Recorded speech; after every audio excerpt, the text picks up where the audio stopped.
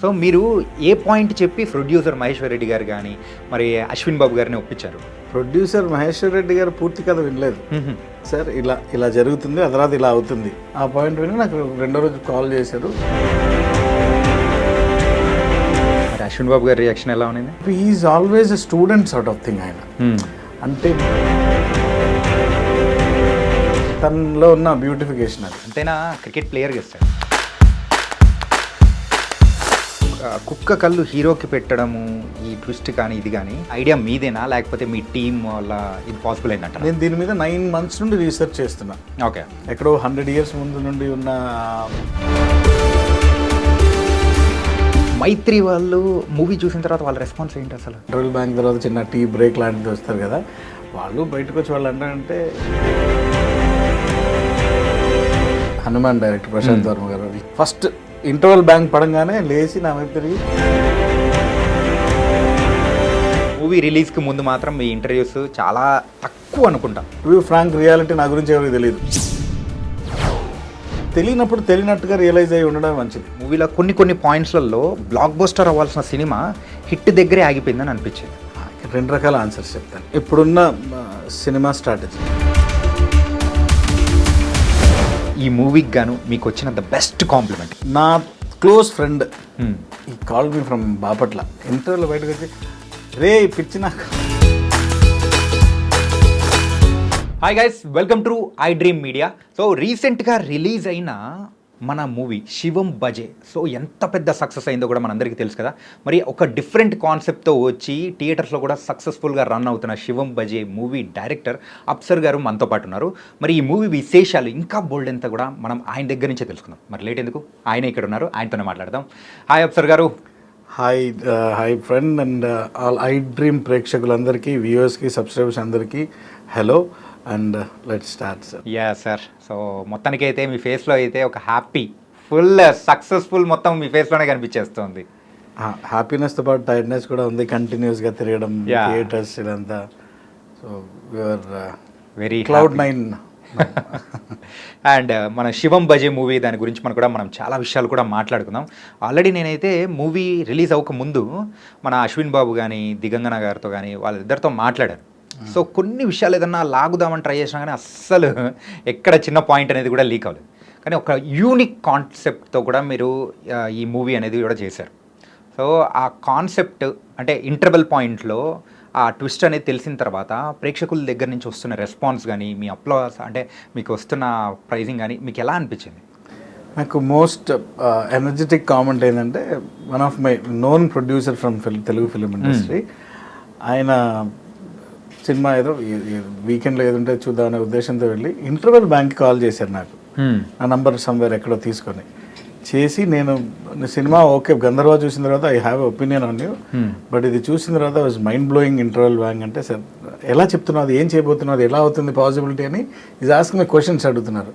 Sir ఒక popcorn తీసుకొని వెళ్ళి కూర్చోండి సార్, నెక్స్ట్ హాఫ్లో బ్రీఫ్ చేశాను అది అని చెప్తే పాప నవ్వి ఓకే. మళ్ళీ మూవీ అయిపోయిన తర్వాత he called me, it's a great concept, well executed అప్సర్ అని.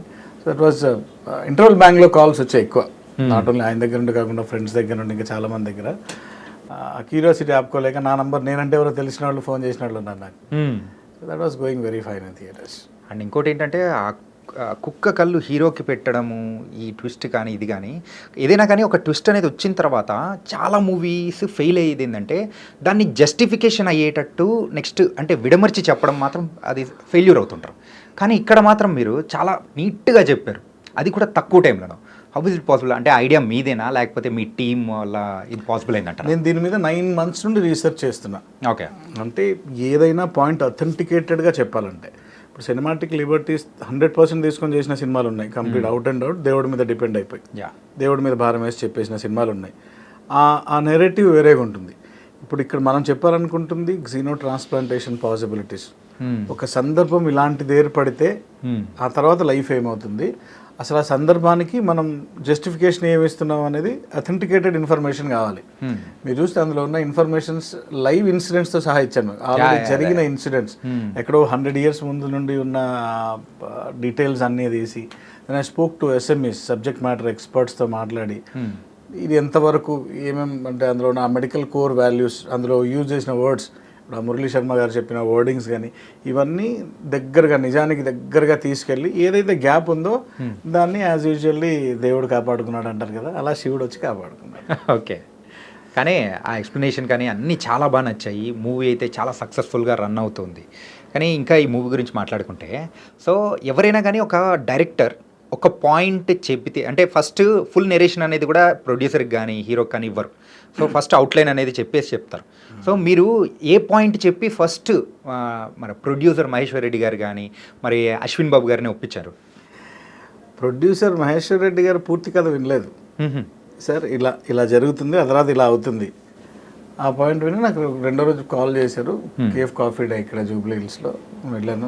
అంటే చెక్ తీసి అడ్వాన్స్ రాసి ఇది పెట్టుకున్నాను సార్, నేను స్టోరీ మీకు కంప్లీట్గా నెరేట్ చేస్తాను, then will take a call దాని మీద అని అంటే ముందు ఇది పెట్టుకొని చెప్పేసి ఫస్ట్ అడ్వాన్స్ చెక్ ఇచ్చారు ఆయన. నేను దెన్ సార్ లేదు సార్ అట్లీస్ట్ టుమారో పొద్దునైనా కూర్చొని మనం డీటెయిల్గా విందామని. ఏం లేదు మనం హీరో దగ్గరికి వెళ్ళినప్పుడు అక్కడే వింటానులే అన్నారు. దానికంటే ముందు he has given me cheque, advance pay చేశారు నాకు. ఓకే. అండ్ అక్కడ నుండి హీరో ఆయన ఆప్షన్స్లో ఇద్దరు ఉన్నారు అప్పుడు, అశ్విన్ బాబు గారు అండ్ కార్తికేయ గారు. ఆయన ప్రిఫరెన్స్ ఎక్కువ అశ్విన్ బాబు గారికి వెళ్ళింది, ఇంతకుముందు హిడింబా. అండ్ అటు అశ్విన్ బాబు గారి, అశ్విన్ బాబు హీరో ఎలా అంటే అతను చూస్ చేసుకునే సబ్జెక్ట్స్ యూనిక్గా ఉంటుంది స్ట్రైట్ ఫ్రమ్. హిడింబా కూడా క్యానిబల్ మీద, రాజుగారి గది. సో ఇట్లాంటి వెరైటీ పాయింట్స్ ఎక్కువగా అడాప్ట్ చేసుకుంది హీరో అశ్విన్ బాబు. సో తనకైతే ఇంకా బాగా ఆడియన్స్ రిసీవింగ్ కూడా బాగుంటుంది అనే పాయింట్ ఆఫ్ వ్యూ నుండి నేను ఆయన దగ్గరికి వెళ్ళడం. సో ఆ కథ ఆయనకు చెప్పంగానే నేను ఫస్ట్ నెరేట్ చేసిన ఇమీడియట్లీ ఈ సైడ్ మనం ఇది చేస్తున్నామని.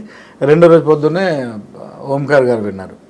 చెప్పింది చెప్పినట్టు 75% స్క్రీన్ మీదకి వెళ్తే ఇది సక్సెస్ అవుతుందని ఈ సైడ్. అండ్ సినిమా మొత్తం అయిన తర్వాత ప్రివ్యూ వేసాం. ప్రివ్యూ వేసినప్పుడు మీరు చెప్పింది ఇక్కడికి వచ్చింది, ఇంకా మిమ్మల్ని ఆపలేరు, డెఫినెట్లీ సక్సెస్ అవుద్ది అని చెప్పి ఆయన హీ బ్లెస్డ్ అస్ అలాట్. లాట్ ఆఫ్ గైడెన్స్ ఉంది ఓంకార్ గారిది కూడా ఇందులో. ఓకే. మరి అశ్విన్ బాబు గారి రియాక్షన్ ఎలా ఉంది? Is happy, is always a student sort of thing ఆయన. అంటే నేను ఒక 8-9 సినిమాలు చేశాను, నేను చెప్పింది వినాలి, నేను కొత్త డైరెక్టర్ వచ్చాడు, కొత్త డైరెక్టర్ చెప్పాలి, ప్రొడ్యూసర్స్కి నేను డిమాండ్స్ చేయాలి. ఈజ్ నాట్, ఆయన చెప్పేది కూడా ఎలా ఉంటుందంటే నాకు ఇది అనిపిస్తుండాలి, ఒకసారి నువ్వు ఆలోచించావు ఎలా ఉంటుందో అని. He shares. ఒక ఐడియా ఒకళ్ళ మీద బలవంతంగా వేసి రుద్దడం వేరు, ఒక ఐడియా షేర్ చేసుకోవడం వేరు. And Ashwin Babu is more like team player. Okay. ఇది ఇలా అనిపిస్తుంది డార్లింగ్, చేస్తే ఎలా ఉంటుంది, అది ఎలా ఉంటుంది, ఇట్లా చేద్దామా, అది అట్లా. సో ఈ గాట్ లాట్ ఆఫ్ ఆ బ్యూటీ. అతని కాంట్రిబ్యూషన్ని ఎవరు బర్డెన్గా ఫీల్ అవ్వరు. తనలో ఉన్న బ్యూటిఫికేషన్ అది. ఎంతైనా క్రికెట్ ప్లేయర్ కదా సార్, టీంలో ఆడాలని బాగా తెలుసు కాబట్టి ఇక్కడ కూడా టీంలో బాగా సక్సెస్ అయ్యేలా చేశాడు తను. ఆయన అశ్విన్ గారు ఎక్కడుంటే అక్కడ more of happiness, workaholic, negative డిస్కషన్స్కి ఎక్కడ ప్లేస్ ఇవ్వడు. ఇన్ఫ్యాక్ట్ అట్లాంటివి జరగలేదు, బట్ అట్లాంటిది ఏమైనా చిన్న చిత్క ఎక్కడైనా జరిగినప్పుడు కూడా లేవే బంగారం మనకెందుకు. కానీ యూజువల్లీ అయితే మేము నాకు పర్సనల్గా తెలుసు కాబట్టి ఒక పాజిటివ్ సోల్, హైలీ పాజిటివ్గానే మాట్లాడతాడు. ఏదైనా కానీ కొంచెం నెగిటివ్గా ఏదైనా జరిగినా కానీ సర్లేండి అని నెక్స్ట్ మూవ్ ఆన్ అయిపోయి పాజిటివ్ వైపు వెళ్ళే పర్సన్. సెకండ్స్లో టర్న్ అయిపోతాడు అనమాట. అస్సలు తీసుకోండి నెగిటివ్ని. ఆయన కాదు, ఓంకార్ గారు కూడా, by the grace of God that family is blessed with such good culture. And movie రిలీజ్కి ముందు మాత్రం మీ ఇంటర్వ్యూస్ చాలా తక్కువ అనుకుంటా. మీదే పోస్ట్ ప్రొడక్షన్లో బిజీ. నాకు ఆ ఇంటర్వ్యూస్ అయ్యేటప్పుడు అర్బాజ్ గారు వచ్చినప్పుడు ఇటువైపు ఆర్ఆర్ చెన్నై వెళ్ళున్నాను నేను. చెన్నై నుండి వచ్చి అగైన్ అన్నపూర్ణలో మార్నింగ్ టు నైట్ అక్కడే అయ్యేది. ఓవర్సీస్ కాపీ పంపించాలి, ఇటువైపు అన్ని మిక్సింగ్ స్టేజ్కి వచ్చినప్పుడు అన్ని లాస్ట్ ఉండే సీజీ, మీరు చూసిన బ్యూటిఫుల్ సీజీ షార్ట్స్ లాస్ట్లో ఉన్నాయి. ఈ coordination finally captain of the ship అంటారు, చేయలేదంటారు, మా మీదకే వస్తాయి. So more felt I think ఇన్ని ఇంటర్వ్యూస్ జరిగాయి కదా, రైట్, హీరో హీరోయిన్ జరిగాయి, అండ్ అర్బాజ్ గారు వచ్చారు, వీళ్ళందరికీ జరిగాయి. Lot of media has covered.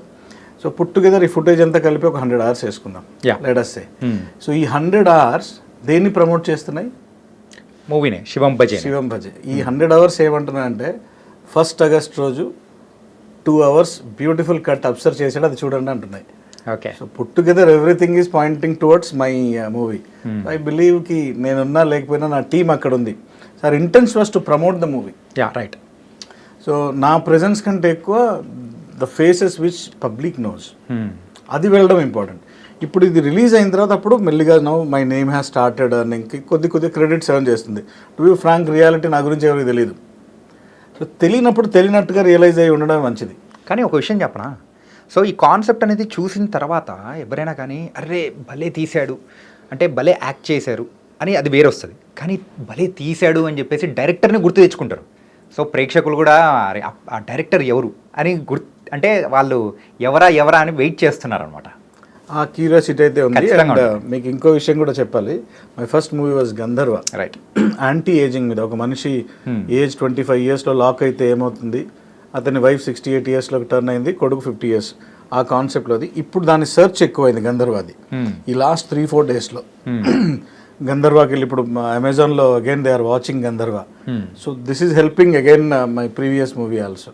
Okay, మొత్తం మీద అయితే మీ ఫస్ట్ మూవీలో అయితే ఒక డిఫరెంట్ కాన్సెప్ట్ అండ్ ఇప్పుడు కూడా ఇంకొక డిఫరెంట్ కాన్సెప్ట్ అనేది కూడా తీసుకొని వచ్చేసాం. అవును. ఓకే, సో ఇంత సక్సెస్ఫుల్గా రన్ అవుతుంది. మైత్రి వాళ్ళు మూవీ చూసిన తర్వాత వాళ్ళ రెస్పాన్స్ ఏంటి అసలు? అంటే మైత్రి మూవీ మేకర్స్ రిలీజ్ చేయడం అంటేనే అక్కడే ఒక పాజిటివ్ ఇంటెంట్ అనేది వచ్చేసింది. ప్రేక్షకులు కూడా ఇందులో మ్యాటర్ ఉందిరా అని చెప్పేసి ప్రేక్షకులకు కూడా ఒక పాయింట్ ఆఫ్ వ్యూ వచ్చేసింది. There was a positive intent. First వాళ్ళు ఆ కంటెంట్ని చూడంగానే దాన్ని సెట్ ఇంటర్వెల్ అయిన తర్వాత ఫస్ట్ జనరల్గా చూసేటప్పుడు షో వేసినప్పుడు కూడా ఇంటర్వెల్ బ్యాంక్ తర్వాత చిన్న టీ బ్రేక్ లాంటిది వస్తారు కదా, వాళ్ళు బయటకు వచ్చి వాళ్ళు అంటే ఏంటి ఎలా ఇది పాసిబిలిటీ ఉంటుందా? ఈవెన్ ప్రశాంత్ వర్మ, హనుమాన్ డైరెక్టర్ ప్రశాంత్ వర్మ గారు, he came first interval bank పడంగానే లేచి నా వైపు తిరిగి అవుద్దా ఇలాగా అని. So they was a curiosity generate at the time of interval. ఆ క్యూరియాసిటీ సెకండ్ హాఫ్లో హోల్డ్ అవ్వడమే ప్లస్ అయింది and the face of second half కూడా. సో అలాగే మైత్రి మూవీ మేకర్స్ కూడా ఈ పాయింట్ అండ్ ఆ కన్సీవింగ్ చూసిన తర్వాత they said will be good enough to release with our banner అని. సో అక్కడే వి సక్సీడెడ్ అన్న సెకండ్ ప్లేస్. యా, అండ్ కానీ నాకు ఈ మూవీలో కొన్ని పాయింట్స్లలో బ్లాక్ బస్టర్ అవ్వాల్సిన సినిమా హిట్ దగ్గరే ఆగిపోయిందని అనిపించింది. మీకు కూడా ఏమన్నా అనిపించిందా? మీరు చెప్పండి. మీరు మూవీ చూశారు కదా? నేను చూశాను. Done. What was your reaction? ఏంటంటే ఒకటి, అర్బాజ్ ఖాన్ గారిని హిందీ మార్కెట్ కోసమే వాడుకున్నారా? Is it true? అంటే ఆయన అంటే ఆ మూవీలో ఆయనకు అంత ఇంపార్టెంట్ రోల్ అనేది కూడా దక్కలేదేమో అనిపించింది. ఇక్కడ 2 రకాల ఆన్సర్స్ చెప్తాను. Yeah please. ఫస్ట్, ఇప్పుడున్న సినిమా స్ట్రాటజీ, తమిళ నుండి ఒకళ్ళని, మలయాళం నుండి ఒకళ్ళని, హిందీ నుండి ఒకళ్ళని, లేదు కథ వాళ్ళని ఎంచుకుంది అని ఇప్పుడు నేను చెప్పినా కానీ నేను వెళ్ళిన తర్వాత మేము విన్నాలే చాలా అంటారు మీరు. రియాలిటీ ఏంటి? బిజినెస్ పాయింట్ ఆఫ్ వ్యూ నుండి ఆర్టిస్టులను తెచ్చుకునేది. అదర్వైజ్ తెలుగులో ఆర్టిస్టులు లేక కాదు, తెలుగులో మహా భయంకరమైన ఆర్టిస్టులు ఉన్నారు అండ్ మన ఆర్టిస్టులు బయటికి వెళ్ళి చేస్తున్న వాళ్ళు చాలామంది ఉన్నారు. ఇట్స్ ఆల్ ఇప్పుడు మన వాళ్ళు ఎలాగైతే బయటికి వెళ్ళి చేస్తున్నారో, మన సినిమా తెలుగు సినిమాని ఎలా అయితే వరల్డ్ వైడ్ అయిందో మనల్ని కోరుకుంటున్నారు కదా, తెలుగు వాళ్ళు ఉంటే మనకు తెలుగు బిజినెస్ అవుతుందని వాళ్ళు ఎలా కోరుకుంటున్నారు, అలాగే కొన్ని ప్లేసెస్లో డెఫినెట్లీ అర్బాజ్ ఖాన్ గారు లాంటి వాళ్ళు వస్తే చిన్న లుకప్ పాయింట్లో ఇంట్రెస్ట్ జనరేట్ అవుతుంది, హిందీ కూడా యూజ్ అవుతుంది అనేది ఒక ఎత్తు అయితే, రెండోది అతన్ని బాగా యూటిలైజ్ చేయలేదనే మీరు చెప్పిన మేమేమనుకుంటామంటే ఆ క్యారెక్టర్ అలాగే బిహేవ్ చేయాలి. ఓకే, ఇప్పుడు ఆ క్యారెక్టర్ అలా బిహేవ్ చేయకుండా వైబ్రెంట్గా ఉంటే మీరు లాస్ట్లో ఫీల్ అయిన థ్రిల్ రాదు. అతన్ని మీరు లాస్ట్ వరకు గెస్ట్ చేయలేరు హీఈస్ ద మ్యాన్ అని. యా, అది కూడా పెద్ద twist.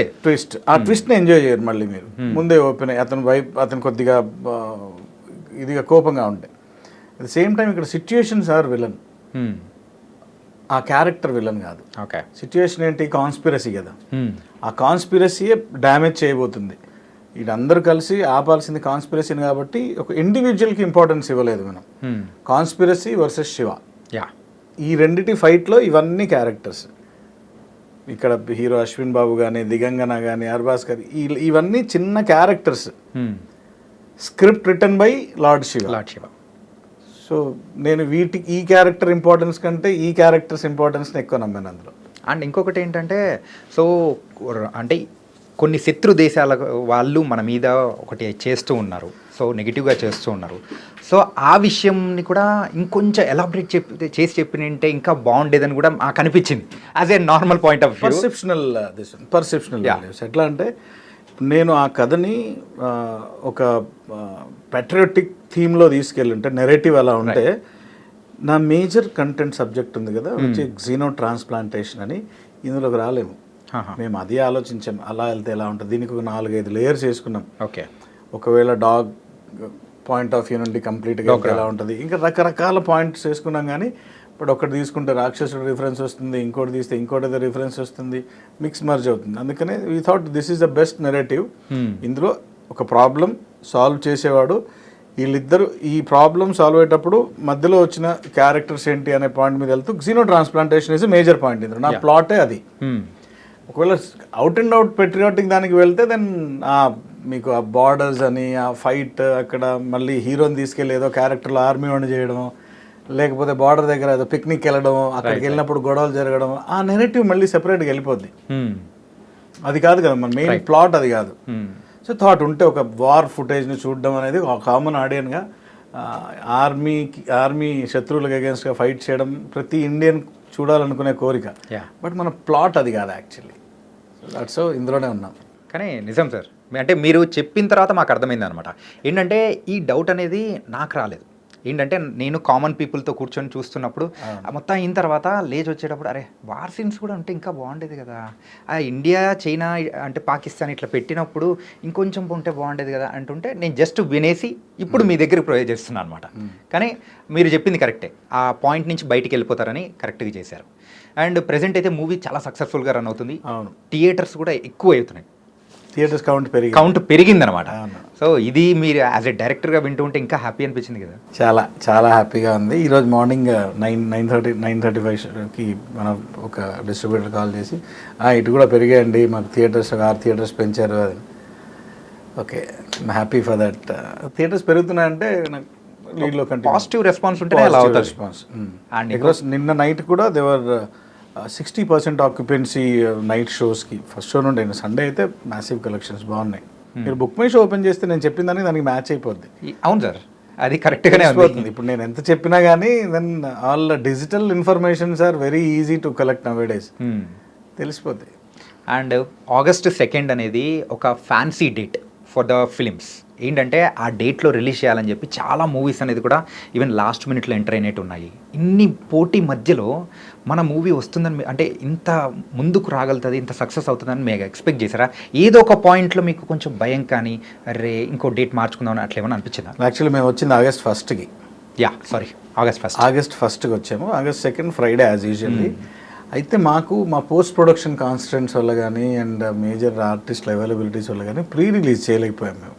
Pre release function, aim of pre release function ఏంటి, నలుగురికి రీచ్ అవుతుంది, తెలుస్తుంది అని.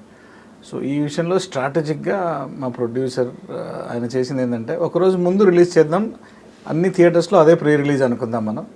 అంటే స్ట్రాటజికల్ మూవ్. దానివల్ల ఏంటంటే వర్డ్ ఆఫ్ మౌత్ పెరిగి మాకు ఫ్రైడే సాటర్డే సండే పెరిగిన collections because of this one only.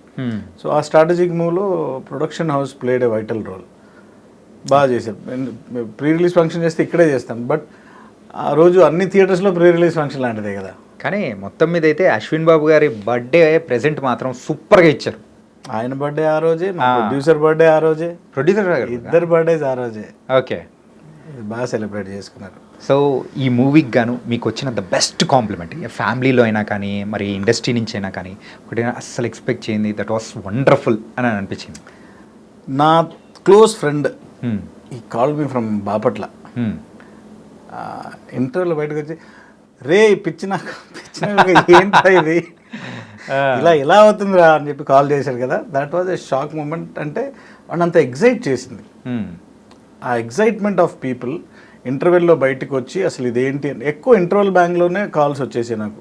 అంటే అరే మిగతాది చూసి ఆ తర్వాత మాట్లాడుకుందాం అన్నా కానీ but they was a good reactions across. అంటే లైన్ గురించి నాకు ఎక్కువ ఆ కాన్సెప్ట్ను ఎలా తీసుకున్నావు, కన్విన్స్ చేసిన విధానం గురించి మనం మా సీనియర్ డైరెక్టర్స్ కానీ మా ప్రొడ్యూసర్స్ కానీ వాళ్ళు they are appreciating that point in స్పెషల్గా. చాలా యూనిక్గా గంధర్వాకు కూడా అలాగే తీసుకున్నాం, దీనికి కూడా అలాగే తీసుకున్నాం అని lot of appreciations are there. Yeah, and ఎప్పుడూ ఒక డిఫరెంట్ కాన్సెప్ట్స్తో వెళ్తూ ఉన్నారు. ఇందులో ఒక ఏంటంటే దేవుణ్ణి కూడా ఇన్వాల్వ్ చేశారు ఈ మూవీలో మెయిన్గా. సో దేవుణ్ణి ఇన్వాల్వ్ చేయడం వల్ల సో మీకు అది ఇంకా పాజిటివ్ వైబ్స్ అనేది వచ్చిందా? ఒకవేళ ఆ పాయింట్ లేకపోయినా కానీ అది ఒక డిఫరెంట్ కాన్సెప్ట్తో వెళ్తున్నాం అనిపిస్తుంది కదా. అంటే దేవుడు లేకపోతే అంటే ఇప్పుడు శివుడి ఆ రెఫరెన్స్ తీసుకోకపోయినా అది సేమ్ ఉండేది. ఇందాక అదే చెప్పింది మీకు. ఒకవేళ శివుడి రిఫరెన్స్ తీసేస్తే people like you and me can understand. మనం డైజెస్ట్ చేసుకోగలం. ఒక కంప్లీట్ ఒక మెడికల్ ఎర్రర్ లాగా దీన్ని ట్రీట్ చేస్తే అది ఒక కేస్ ఆఫ్ ఆడియన్స్ని మాత్రమే మెప్పిస్తుంది. బీసీ వీటన్ని డైజెస్ట్ కాదు. లక్కీ అంటే వాళ్ళని ఒప్పించడానికనే కాకుండా డాగ్, కాలభైరవ, శివ ఇవన్నీ లక్కీగా కలిసి ఉన్నాయి కాబట్టి అది కథ అన్నింటినీ తెచ్చుకుంటుందని నమ్ముతాను నేను. ఓకే, చాలా కలిసి వచ్చినట్టు. మిగతా దేనికి ఇప్పుడు ఏ యానిమల్ తీసుకున్నా కానీ కాలభైరవ, శివుడు టచ్ అయ్యేవాళ్ళే కాదు. అవును. సో అలా దీనికి మ్యాచ్ అయింది. ఓకే, మీ ఒరిజినల్ నేమ్ వచ్చి అబ్దుల్ అఫ్సర్ హుసేన్. మరి you are from the different religion, కానీ ఈ మూవీ యొక్క కాన్సెప్ట్ అనేది చూసుకుంటే ఆ శివుడి మీదే చేశారు. సో అది రీసెర్చ్ ఎలా చేశారు? సో ఎలా అనిపించింది మీకు? చేయగలుగుతానని అనిపించిందా అసలు? నేను చాలా షార్ట్గా చెప్తాను మీకు, అందరూ యాక్సెప్ట్ చేసే ఆన్సర్ చెప్తాను. సోల్జర్, డాక్టర్, రైటర్, యా, ఈ ముగ్గురికి బ్యారియర్స్ ఉండవు.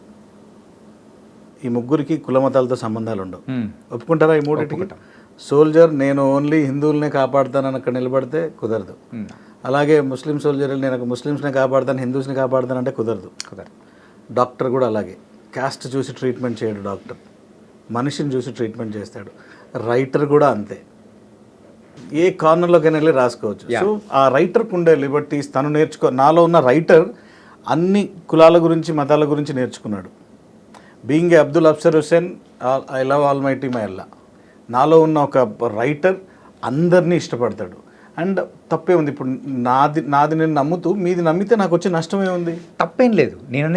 నేను అడిగిన క్వశ్చన్ నమ్మడమే నేర్చుకోవడం. యా, ఏంటంటే ఒక డిఫరెంట్ రిలీజియన్స్ నుంచి వచ్చిన పర్సన్ ఇట్లా రీసెర్చ్ చేయాలంటే నార్మల్ పర్సన్ కంటే ఎక్కువ రీసెర్చ్ చేయాలి. మీరు అది కూడా ప్రొజెక్ట్ చేయడం అనేది కూడా పర్ఫెక్ట్గా ప్రొజెక్ట్ చేశారు, ఈవెన్ ఇన్ సీజీ కానీ. లేకపోతే నాకు ఫేవరెట్ చెప్తున్నాను. సో ఈ మూవీలో ఉన్న శివుడి సాంగ్ అయితే ఈశ్వరం ఈశ్వరం అని వచ్చే సాంగ్ నిజంగా అదైతే చాలా అంటే సూపర్గా. That all credit goes to Purnachari, మా లిరిసిస్ట్. అద్భుతంగా రాశాడు. అండ్ మేజర్ ఈ సినిమాని పైకి లేపిందంటే ఇంకా బాగా మ్యూజిక్ డైరెక్టర్ వికాస్ బడిసా. మేము ఒక 5-6 డేస్ చెన్నైలో తనతో ఉన్నాను. లాట్ ఆఫ్ రిఫరెన్సెస్ తీసుకుంటే ఇది బాగుంది కదా అంటే, ఇది కూడా కాదు సార్, ఇంకా కొత్తగా ఇవ్వాలనుకుంటున్నా, నాకు కూడా కెరీర్ ఆప్షన్ కదా ఇది, దీంతో నాకు మంచి ఆపర్చునిటీస్ రావాలి, అందులో శివుడు కాన్సెప్ట్ అని తను ఎన్ని ఆప్షన్స్. నాకు ఒక్కోసారి నిద్ర చాలా స్టూడియోలోనే అలా కొనుకేసేవాడిని. బట్ తన ప్రోగ్రామర్స్తో మాట్లాడి అక్కడ నుండి అవి తెప్పించుకొని లేపి సట్టి తాగండి, చూడండి ఇది వినండి ఫ్రెష్గా ఎట్లా ఉందో అని. ఓకే, అంత అందుకే ఈరోజు ఎక్కడ విన్నా కానీ వికాస్ బాడిస పేరు వినబడుతుందంటే the kind of thinking level దాటి వెళ్ళి ఆలోచించాడు. అతనికి ఫ్యూయల్ పూర్ణాచారి. ఓకే, అతను ఇచ్చిన వర్డ్స్ వాళ్ళిద్దరు, అది ఆ కాంబో కంప్లీట్ గోస్ టు వాళ్ళిద్దరిదే. ఓకే, విజువల్స్ ఉండాలంటే థాట్ ప్రాసెస్ మనం చెప్పగలం కానీ అందులో ఏం వేయాలి అనేది టెక్నీషియన్ చూడాల్సిన పని. ఆ ఏరియాలో all my technicians, production designer Sai Suresh గారు కానీ, మై కో డైరెక్టర్ శ్రీనివాస్ గారు, ఎడిటర్ చోటా K Prasad garu, is a brilliant human being and good friend of mine. And DOP Hanuman and Mangalavaram స్వింగ్లో ఉన్నారు Dasaradhi Shivendra garu. Is amazing team. కానీ ఏంటంటే ఈ కాన్సెప్ట్ మీరు రాసేటప్పుడు కానీ ఎవరైనా హెల్ప్ తీసుకున్నారు అంటే శివుడిది అనేటప్పటికి పర్టికులర్గా అనిపిస్తుంది కదా. సో అలా ఐడియాలజీ షేర్ చేసుకుంటాం. కానీ ఇది నేను స్టార్ట్ అవ్వకముందు, జనరల్గా అంత టీం రాకముందే నేను స్క్రిప్ట్ లెవెల్ నుండి నేను 2-3 వర్షన్స్ రాసి పెట్టుకున్నాను. I love writing. ఓకే, బేసిక్గా. సో దానికి 4-5 వర్షన్స్ చేసి పెట్టుకున్నాను. వచ్చి బ్యూటిఫుల్ థింగ్స్ పిక్ చేసుకుంటాం. అండ్ డే టు డే ప్రోగ్రెషన్లో మీరు షూట్ చేసేటప్పుడు అండ్ టీంతో చేసేటప్పుడు ఆ చిన్న చిత్క ఐడియాలు అందరూ బ్యూటిఫుల్గా ఇచ్చేవాళ్ళే. అండ్ ఎనీ బ్యూటీ తీసుకుంటే మనకే మంచిది. సో లాస్ట్లో ఇది ఎవరిచ్చారో అది ఎవరిచ్చారని అడగరు, బై అప్సర్ అని ఉంటుంది కాబట్టి I accept all good things in that area. నాకు టీమ్ అంతా support. But with dialogue versions నేనే రాసుకున్నాను. That complete research. Xeno transplantation is my brainchild. And అది రావడానికి గల కారణం నా ఓన్ పెట్ డోగ్రా. ఓకే, ఆ మూవీలో డోగ్రా అనే క్యారెక్టర్ పేరు, దట్ మై ఓన్ పెట్. అది అసలు ఆ కథ పుట్టడానికి కారణమే Dogra. So all this love and credit goes to the tribute of my dear Dogra. Oh nice nice nice. ఏంటంటే సార్ ఒకటి ఏంటంటే, సో ఒక రిలీజియన్స్ మీద మనం ఏదైనా చెప్పాలి చెయ్యాలి అని అనుకుంటే దానికి సో అంటే ఏం లేదు, మీరు అన్నట్టు దానికి వీళ్ళే చేయాలి వాళ్ళే చేయాలి అని అట్లాంటి బ్యారియర్స్ ఏమీ లేవు. కానీ మీరు ఇలా చేయడం అనేది కూడా సో తెలిసిన తర్వాత మాకు కూడా చాలా హ్యాపీ అనిపించింది. సో దట్ వాస్ వెరీ ఏంటంటే రీసెర్చ్ చేసి ఇంత బాగా చెప్పారు అని కూడా చాలామందికి ఇన్స్పిరేషనల్ కూడా అనిపించింది అనమాట. ఇదే కదా ఇండియా, ఇదే కదా ఇండియా కోరుకునేది, ఇలాగ ఉండాలనే మనం అనుకుంటుంది. రైట్, అది ప్రాక్టికల్గా జరుగుతుంది కాబట్టి every one should feel happy. Yeah. So ఆ విషయంలో మిగతా సపోర్ట్ కూడా అందరిది బాగుంది. నేను ఫార్చునేట్ థింగ్ ఏంటంటే ఏ తప్పులు జరగలేదు. నేను I should say thanks to my all team. ఒకవేళ పొరపాటున నా వల్ల అట్లాంటి చెప్పడంలో ఏదైనా పొరపాటు జరిగి ఉంటే ఈ రోజు ఈ క్వశ్చన్ ఇలాగ ఉండేది కాదు, ఇక్కడ ఉండేది కాదు. సో ఒక బిగ్ డిబేట్ లా ఉండేది ఉండేది. నువ్వు ఎట్లా చేసావు, నీకేం తెలుసు అని మాట్లాడుతున్నావు అని చెప్పి ఉండేది. లక్కీలీ ఐ హోప్ ఇంకొద్దిగా డీపర్ సైడ్ స్టడీయే చేశాను.